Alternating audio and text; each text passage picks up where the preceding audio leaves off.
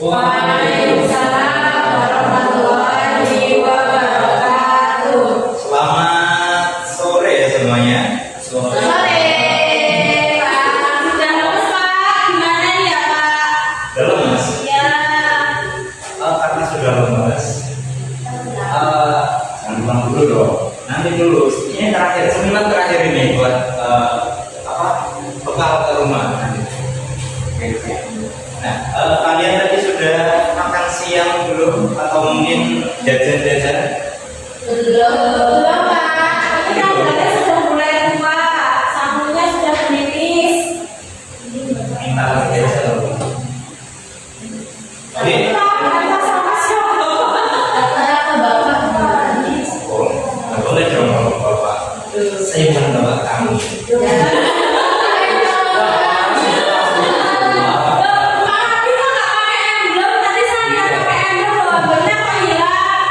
Tadi udah saya simpen tadi karena sepertinya kurang bagus ya dipakai di baju ini.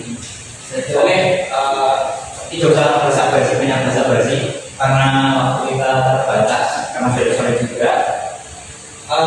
Sebelum memulai pembelajaran pada sore hari ini yang tentu saja sudah melakukan, mari kita mulai pembelajarannya dengan membaca doa mulai selesai. Oke.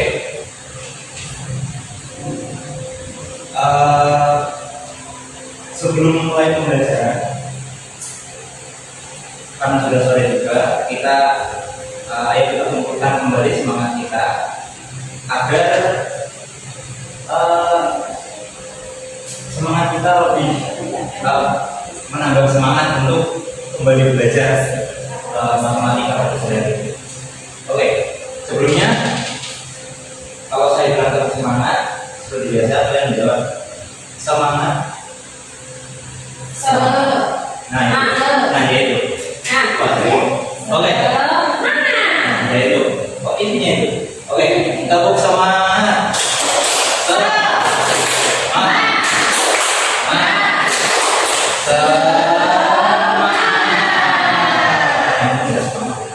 Oke, lanjut.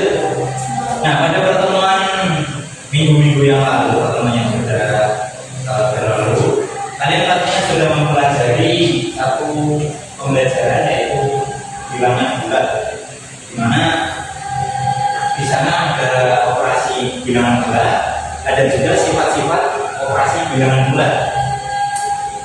Nah, pada minggu lalu kalian juga sudah mempelajari aljabar tentang unsur-unsur apa saja yang ada di dalam aljabar. Nah, karena sudah mempelajari unsur aljabar, saya ada sesuatu untuk kalian. Nah, ini belum ke aljabarnya ya. Ini masih ke dalam konteks bilangan sifat operasi bilangan bulat. Nah, kalau kalian melihat bentuk seperti ini, yang ada dalam pikiran kalian itu apa sih? Kalau apa bentuk dari notasi kalian yang seperti ini? Ada yang tahu? Ini sifat apa? 20 tambah 30. Saya lupa. Gimana? Coba tulis. Saya lupa. Lupa. Namanya sifat apa saya lupa, Pak. Oh, Tapi kayaknya itu limanya itu bisa dikeluarkan, Pak. yes, betul sekali. Nah, karena ya ini untuk kembali mengingat kembali, kalau ada suatu dua operasi bilangan, di mana di sini ada kali dan juga tambah. Nah, di sini limanya bisa kita keluarkan, di mana nanti yang di dalam huruf itu adalah 4 ditambah 6. Nah, yang di atas itu kan tadi kan 5 kali 4 ditambah 5 kali 6. Nah, 5-nya kita keluarkan, kemudian 4 itu ditambah dengan 6 sesuai operasi hitung yang ada di tengah itu. 5-nya kita keluarkan, 4 ditambah 6. Nah, dari sini seharusnya kita bisa menghitung jauh lebih mudah daripada yang atas. Kalau kita menghitung yang atas itu kita menghitung 2 kali, dimana 5 kali 4 itu berapa, kemudian 5 kali 6 itu berapa? 3 kali Pak. 5. Oh iya ya. Berapa? 5 kali 6 berapa? Masih ditambahkan. Ya. Jadi 2 kali perhitungan perkalian, kemudian ditambahkan. Nah, sedangkan yang bawah kita bisa menghitung yang di dalam kurung dulu, karena dalam aturan perhitungan itu yang di dalam kurung itu yang pertama. Jadi 4 tambah 6 itu 10, kemudian dikalikan 5, dimana tentunya itu jauh lebih mudah daripada melakukan 3 kali perhitungan. Oke, sekarang Bapak mau cerita. Cerita dikit, curhat Pak. Kemarin tuh Bapak kan lewat tuh di depan sini. Itu dia nggak mau dengerin ceritanya Bapak. Siapa? Iya. Aku mau dengerin cerita. Aku tahu. Oke, kemarin saya jalan-jalan, kemudian saya melihat toko alat tulis. Kemudian saya kepikiran untuk membeli 5 kotak pensil. Ya itulah intinya, kotak pensil. Kemudian saya ada kepikiran membeli 5 kotak pensil. Entah kira dari mana. Itu satu kotaknya berapa? Nanti kita bahas nanti. Saya cerita dulu kotak pensilnya. Oke. Nah, kemudian setelah keluar dari toko, saya mikir ini 5 kotak cukup nggak ya? Karena udah tahu. Nah, saya beli lagi, kemudian saya beli 3 kotak pensil lagi. Gak tahu mau buat apa, tiba-tiba beli kayak ini. Nah, dari cerita saya tadi yang membeli 5 kotak pensil, kemudian beli 3 lagi kotak pensil. Nah, dari situ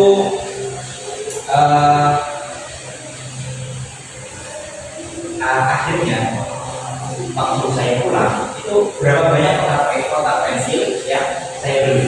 8 dari mana Mbak? Nah, itu 5 kotak sama 3 kotak Pak. 5 kotak dan 3 kotak. Itu diapakan itu 5 dan 3? Jumlahkan. Jumlahkan. Oke, bagus. Jadi di sini, nah 5 kotak ditambah 3 kotak pensil, di mana hasilnya adalah 8 kotak pensil. Nah, menurut kalian di dalam aljabar itu kan ada namanya, ini mengenai kembali materi aljabar atau bentuk aljabar.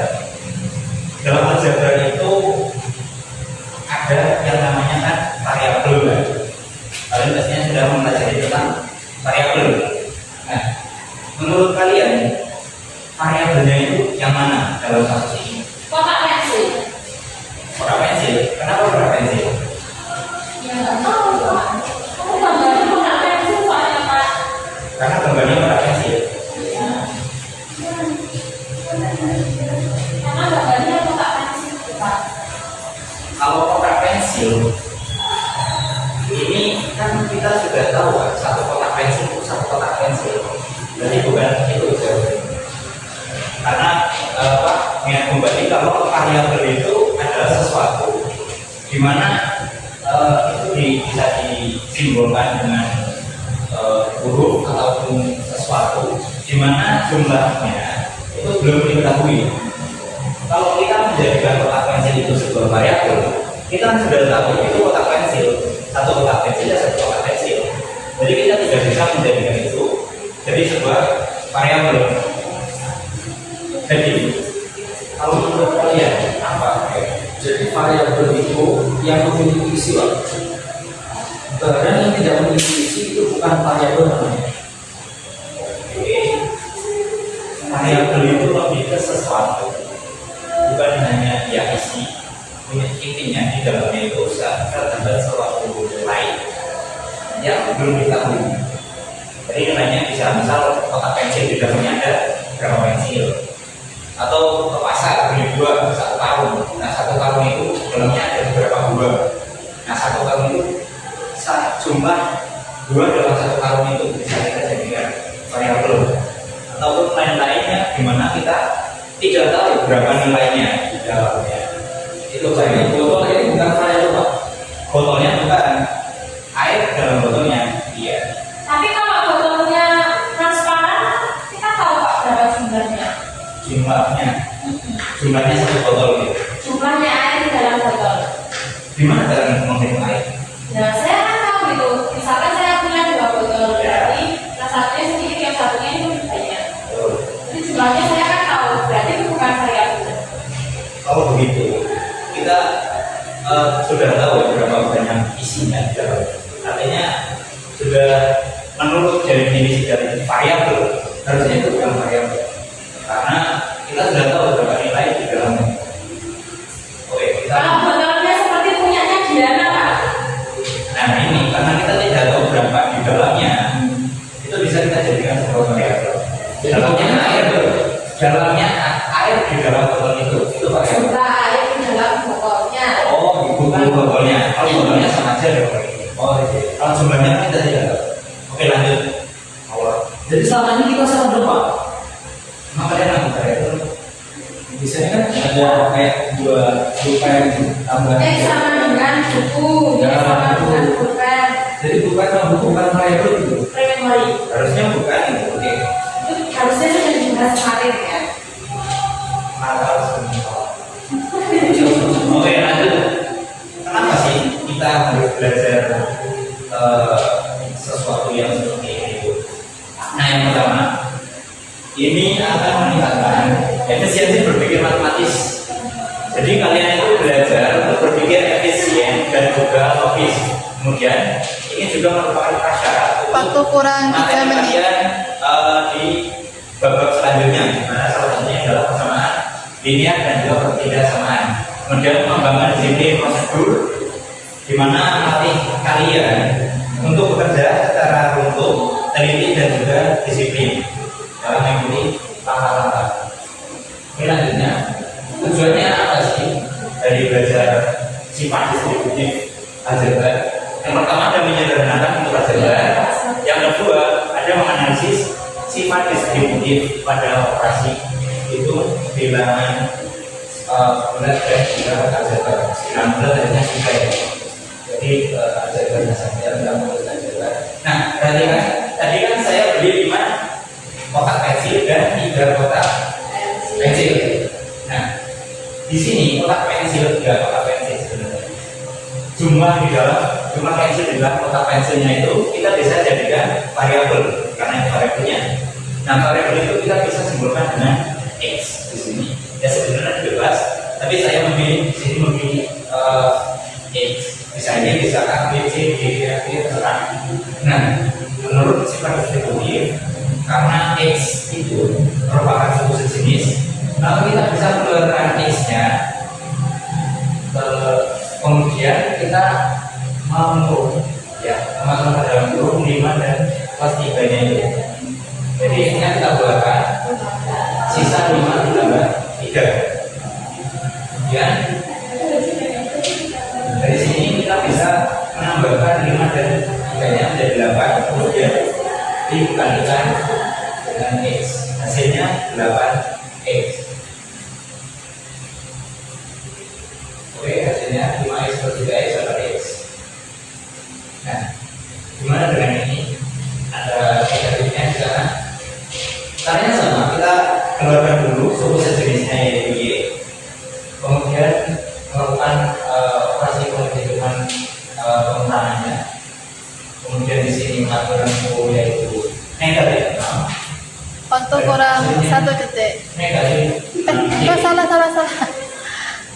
Salah. Lanjut. ini kita bisa lihat gimana kalian harus memperhatikan 4 dikurangi 10 itu bukan 6 ya. Bahkan salah menghitung Waktu kurang 20 detik. negatif itu banyak yang salah.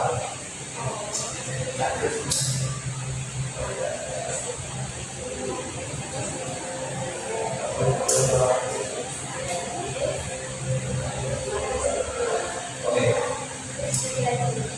Kemudian Selanjutnya kita Waktu akan habis. Habis. Oke, sekian dari saya. Wassalamualaikum.